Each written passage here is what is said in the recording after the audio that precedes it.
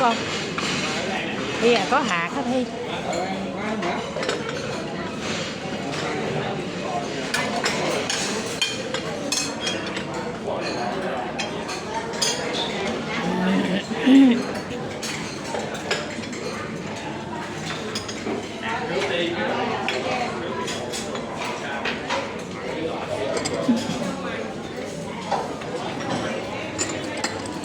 Ủa giá Thi à?